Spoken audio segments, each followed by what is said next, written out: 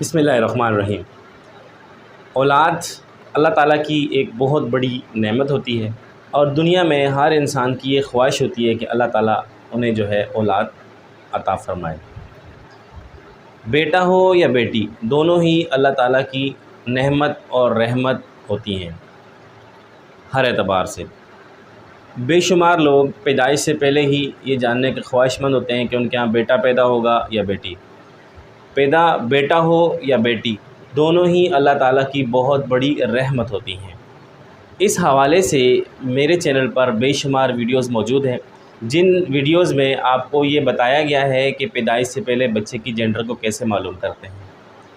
آج کی جو ہماری ویڈیو ہے، آج کا ٹاپک ہے کہ جو اولاد ہے، کیا اس کا نہ ہونا صرف عورت میں عیب کی وجہ سے، عورت میں بیماری کی وجہ سے ہوتا ہے، یا مرد میں بھی عیب موجود ہوتے ہیں؟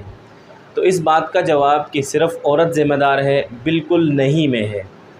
عورت 100% ذمہ دار نہیں ہوتی۔ اگر عورت نارمل ہو، ویسے تو جب کسی کے یہاں اولاد نہیں ہوتی، عورت کے وہ میڈیکل ٹیسٹ کروائے جاتے ہیں، اور ان پر ہزاروں نہیں بلکہ لاکھوں روپے جو ہے وہ خرچ کر دیے جاتے ہیں، اور آپ جو ہے اپنے یہ جو ہزاروں روپے ہیں، اپنی جو منی ہے، اس کو آپ سیو کر سکتے ہیں۔ اگر کوئی بھی عورت، اس کی جو ریپروڈکٹیو سائیکل ہے وہ نارمل ہو۔ ریپروڈکٹیو سائیکل سے مراد یہ ہے کہ جو اس کی پورے ایک منتھ کی سائیکل ہوتی ہے، جس کو ہم ماہواری کہتے ہیں، اگر وہ کسی بھی عورت کی نارمل ہو، اس کو ہر مہینے بغیر کسی دوائی کے وہ ریپروڈکٹیو سائیکل ہوتی ہو، اور اس کی مینسٹرل سائیکل بالکل نارمل ہو، اس میں کوئی پرابلم نہ ہو، اور اس کے علاوہ ظاہری طور پر بھی عورت میں کوئی پرابلم نہ ہو، یعنی اس کا ویٹ بہت زیادہ نہ ہو، بہت کم نہ ہو، بہت کمزور نہ ہو، اس میں مردانہ خصوصیات نہ ہوں، تو اس کا مطلب یہ ہوتا ہے کہ بنیادی طور پر جو عورت ہے اس میں کوئی بڑی خرابی نہیں ہے، اور اس کے ہاں اولاد ہو سکتی ہے۔